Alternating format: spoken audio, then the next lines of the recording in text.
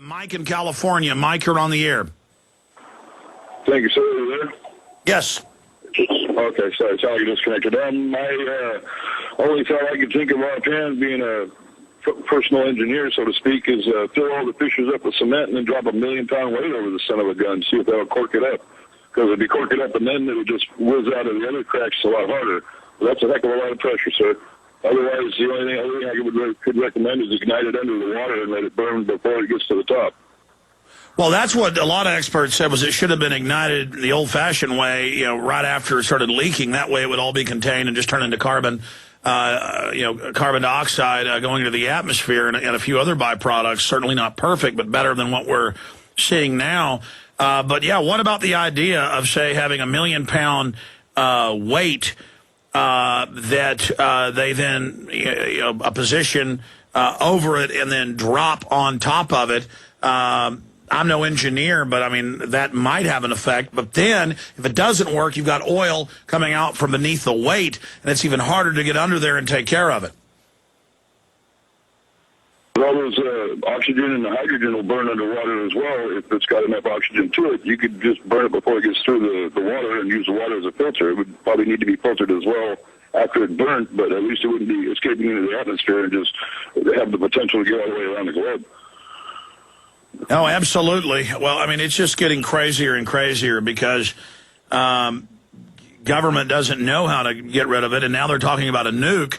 And I just can't imagine if they detonate a nuke down there and it just causes more fissures, and then instead of having one leak, it creates a bunch of other cracks and underground channels.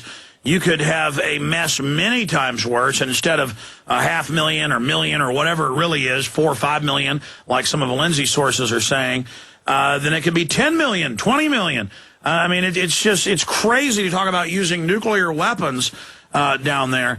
And I sure hope they haven't hit some new strata of oil, some new mega strata, and that this sucker could go on for years. I mean, and can you imagine how government's going to say, listen, we got the solution. You pay Al Gore and the Rothschilds a big tax, and they'll wave an environmental wand, and see, we've got to get rid of the petroleum economy, and we've got to take control of society and make you all energy poor because of the oil spill, because of the oil spill, because of the oil spill.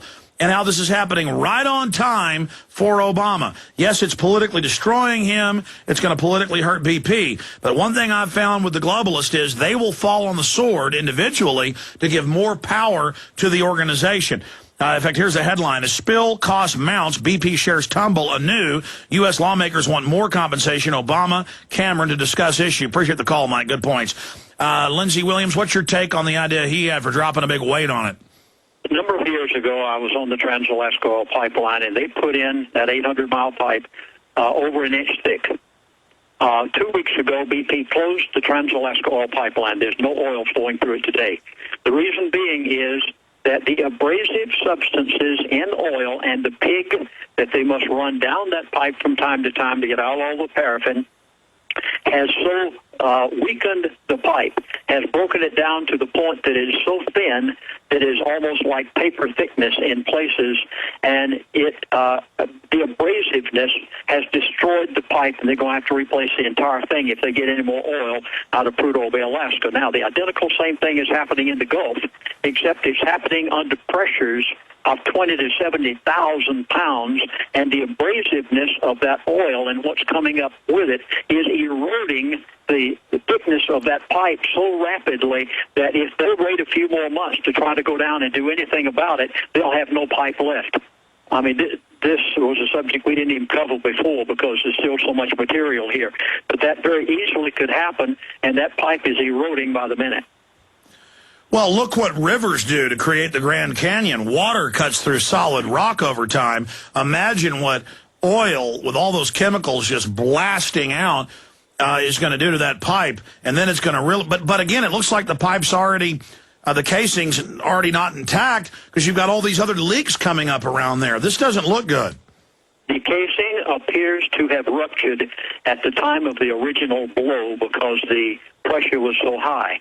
That's what it appears. You notice I use the word appears because we're getting these fissures as much as NOAA said up to 20 miles long. The furthest I've heard personally is 5 miles away. But these are being caused by other ruptures that are down in there somewhere. Josh in Alabama, you're on the air. Hey, Alex, thanks for taking my call. Just want to let you know, I was down in Gulf Shores, Alabama, yesterday, and there's a very large amount of tar balls all over the beach down there. Just wanted to confirm that for you. And also, there was a private company called Clean Harbor that was there. You know, they were there. There's probably 10 guys on ATVs. And we spent probably 3 hours there, and I'm heading back out of town, north on 59th. So 2 Humvees, probably 4 or 5 troops per Humvee. So you're asking... Oh, we know military's down there. We're just curious if they're telling people to evacuate like some reports have said.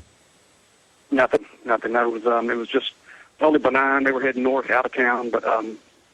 that's all we saw. Now, do these tar balls look fresh? Do they have any crustaceans growing on them? No, they're really liquidy. We had them smashed all on the bottom of our feet, and it was under. So they're new, yeah, because an old tar ball will have crustaceans and things growing on it. And I mean, I know that going to the beach over the years. So sounds like Lindsey said, it's coming out and getting semi-frozen and then congealing 5,000 feet down. I mean, it's just freezing cold. Anything else, Josh? That's it. Thank you, Josh, so much for that call. Let's talk to Mike in New Orleans. Well, boy, they got Katrina and now this. Mike, thanks for holding. Welcome. Yes, thanks for taking my call. I write for an independent newspaper in New Orleans. I have 2 deep sources that have their feet on the ground. I will tell you what I have confirmed. What I have confirmed is that BP is in charge of everything. And when I say everything, I mean everything.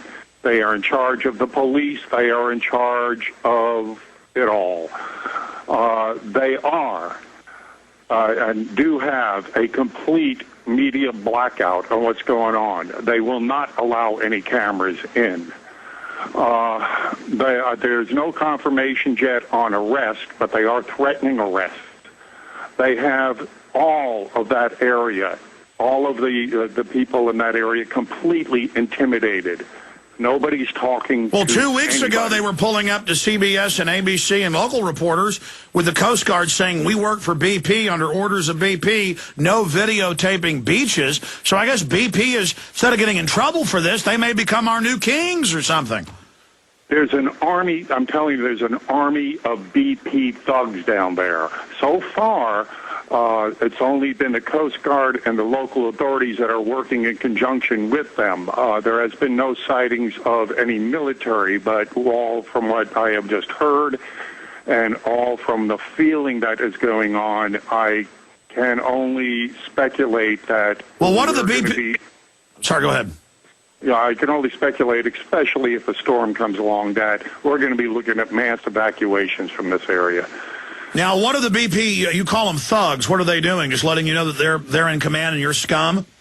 More than that. They are beyond the intimidating the workers into signing non-disclosure forms. There are reports, and this is confirmed, of them having the crews stand down as swaths of oil has washed ashore. This is confirmed. So wait, they have the crews stand down and they let the oil come in? Correct. And do people ask why?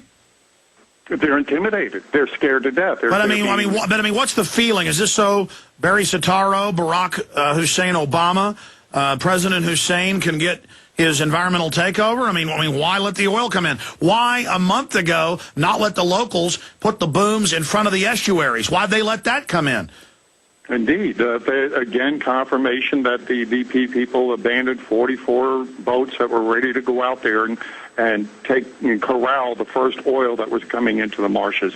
They just abandoned them as the oil. Well, I want to up. continue with you, Mike. If you want to plug your independent newspaper, we'd like to have you down there as a reporter so we can talk to you. And I'm going to do more shows just on this now. I mean, I'm beginning to realize this is just getting worse and worse by the minute. But Lindsey, again, everything he's saying dovetails with what you've been saying.